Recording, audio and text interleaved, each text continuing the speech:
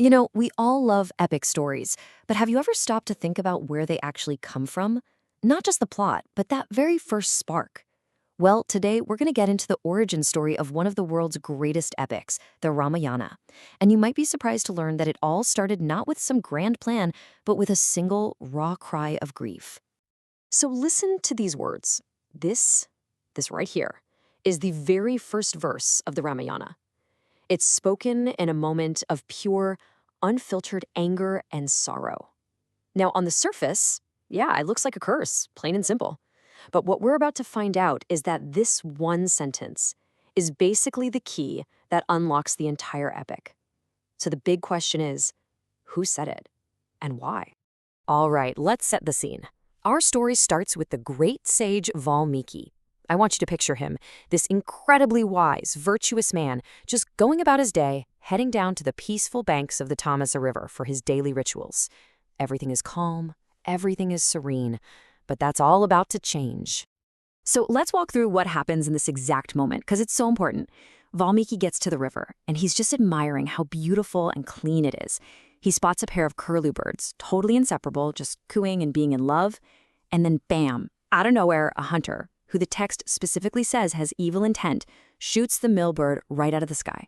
The female bird just starts wailing in agony. And seeing this, the sage is just completely shattered. He's overwhelmed with sorrow. Now here's what's really key. Valmiki's reaction wasn't just sadness. The source material makes it very clear he saw the act as fundamentally unjust. It was that powerful mix of deep, heartfelt compassion for the bird and this profound sense of moral outrage at the hunter's cruelty that lit the fuse for what came next. All of that emotion, that intense grief, that feeling of injustice, it had to go somewhere. And it just erupted out of Valmiki in a way that, well, the world had literally never heard before. And here we have it, the magic moment of transformation. The sage's profound sorrow, his Shoka, spontaneously became the very first shloka, a perfect, metered, poetic verse. Just think about that for a second. In this tradition, poetry itself is born directly from the feeling of grief. It's like his pain crystallized into art. And this wasn't just a random string of angry words. The curse that Valmiki uttered had a perfect, beautiful structure. 4 balanced parts, an equal number of syllables in each. It was rhythmic, it was lyrical, you could sing it. He had no intention of doing it, he'd never composed anything like it, but he had, in that moment, invented a whole new form of poetry. You know, Valmiki himself was totally stunned. He literally thought to himself, what was that? What did I just say? He was as confused as anyone would be. He knew it came from his pain for the bird, but the form it took, that was a complete mystery to him. And this confusion, this wonder, it sets the stage for something even bigger. Because that single verse, born from a moment of grief, was so much more than a curse. It was a key, you see, and it was about to unlock one of the greatest stories ever told. Okay, get ready for this, because the hidden depth in this one verse is just remarkable. Commentators have shown that you can read it in at least 3 different ways. So first, you've got the literal meaning, a curse on the hunter. Dig a little deeper, and it's an allegorical prayer to Lord Vishnu. But it's that third interpretation that is absolutely mind-blowing. So in this third, deepest reading, the verse is actually a prophecy. Every single phrase cleverly maps onto a key event in the Ramayana. The word for the hunter can also mean Lord Vishnu. The couple can be reinterpreted as the demon king Ravana and his wife. It's like a secret code where the entire massive 7-book epic is somehow condensed into this one spontaneous sentence. It's just incredible. So let that sink in for a minute. A curse? That is also a prayer. That is also a complete summary of a future epic. Valmiki had spoken something far more powerful than he could ever have imagined. And guess what?